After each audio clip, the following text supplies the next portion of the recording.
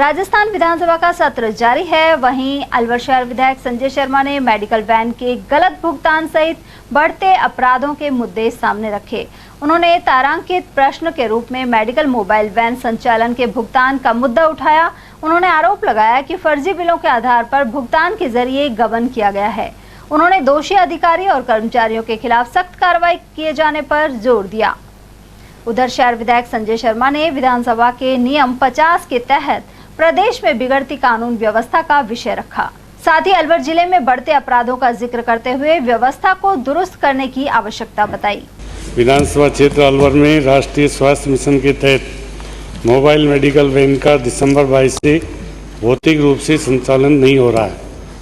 इस बाबत अखबारों में प्रकाशित खबरों के आधार पर जांच कमेटी बनाकर संबंधित सेवा प्रदाता के विरुद्ध आवश्यक कार्रवाई प्रक्रियाधीन है।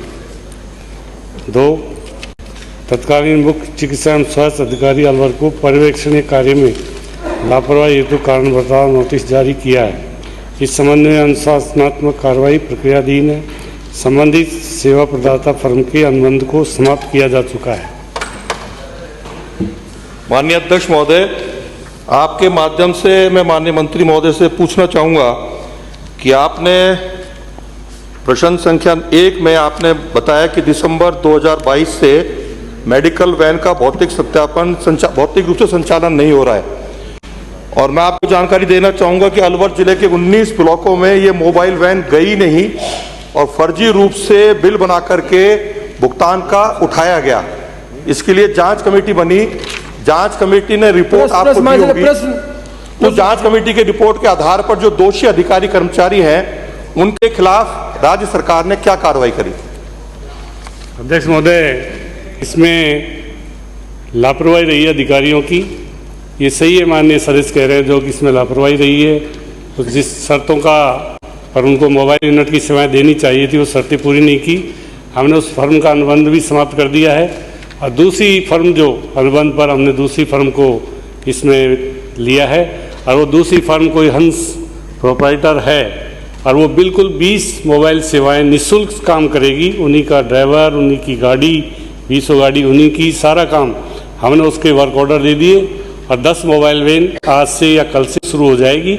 और उसका जो भुगतान था अध्यक्ष महोदय, हमने उसका भुगतान भी रोक दिया है। उसका भुगतान करीब 3 करोड़ के आसपास था, उसमें से हमने केवल उसको 39 लाख का पेमेंट किया है और उसका अनुबंध समाप्त कर दिया। और मोबाइल सेवाओं के लिए दूसरी जो फर्म की है वो निःशुल्क सेवाएं देगी अध्यक्ष महोदय। उनकी गाड़ियाँ, उन्हीं की दवाई, उन्हीं के डॉक्टर, उन्हीं का सारा स्टाफ और उन्हीं की सेवाओं को हमने उसके आदेश दे दिए गए। माननीय अध्यक्ष महोदय, माननीय मंत्री महोदय ने खुद ने स्वीकार किया कि गलती हुई है, तो गलती के लिए जो अधिकारी कर्मचारी दोषी थे उनके खिलाफ कार्रवाई सरकार करेगी।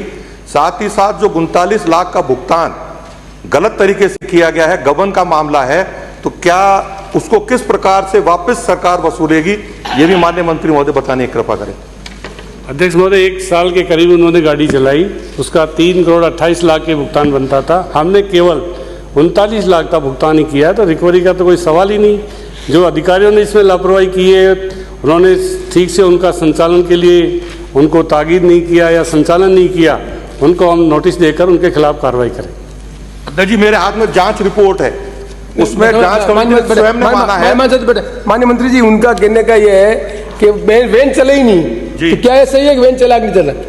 नहीं, वैन चली है, ऐसा नहीं, बिल्कुल नहीं चली, पर जहाँ चलानी चाहिए थी, जहाँ पर कैंप, कभी कैंप उन्होंने निरस्त भी कर दिया, कहीं वहाँ पर गए भी, वैन चली है। उनकी 7 गाड़ियाँ 14 गाड़ियाँ चली है, पर ये नहीं कि पूरी तरह से उन्होंने सेवाएं अच्छी तरह जो अनुबंध की शर्तें थी उनके अनुसार उन्होंने सेवाएं नहीं दी, इसलिए उनका अनुबंध समाप्त किया गया। संबंधित चिकित्सा अधिकारियों ने लिख के दे रखा है कि वैन चली नहीं, ये कागज मेरे पास है।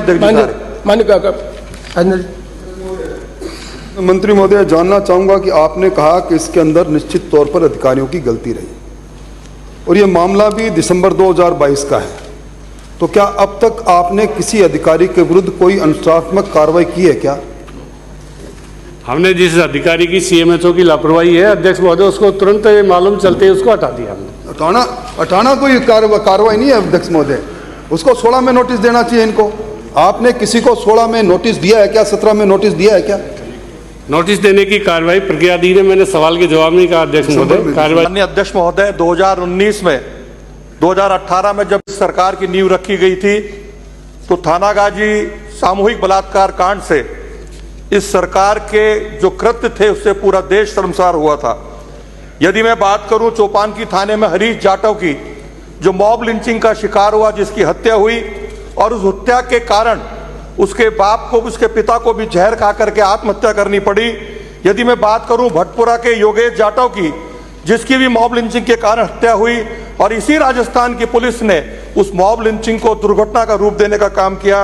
माननीय अध्यक्ष महोदय, यदि मैं बात करूं भूपसेड़ा की सुनीता यादव की, जिसकी लाश सिरस्का के जंगल में मिली, अपराधी आज तक पकड़े नहीं गए। माननीय अध्यक्ष महोदय, यदि मैं बात करूं महनपुर के गिरिराज गुजर 14 वर्षीय बालक की, जिसकी हत्या पहाड़ी में उसकी लाश मिली, लेकिन अपराधी आज तक नहीं पकड़े गए। सभापति अध्यक्ष महोदय, यदि मैं बात करूं अलापुर की उस मूक बधिर बच्ची की, जिसकी सामूहिक बलात्कार के कारण सामूहिक बलात्कार होता है और यही राजस्थान की पुलिस उस सामूहिक बलात्कार को दुर्घटना का रूप देती है। अध्यक्ष महोदय, आज पूरा राजस्थान जहां एक और भ्रष्टाचार के अपने चरम सीमा पर छुआ हुआ है, वहीं पूरे राजस्थान में अपराधियों के हौसले इतने बुलंद हैं। और दुर्भाग्य की बात यह है माननीय अध्यक्ष महोदय, राजस्थान के माननीय मुख्यमंत्री स्वयं गृह मंत्री हैं और गृह मंत्री होने के बावजूद राजस्थान की पुलिस पर उनका कोई शासन नहीं है, कोई अधिकार नहीं है।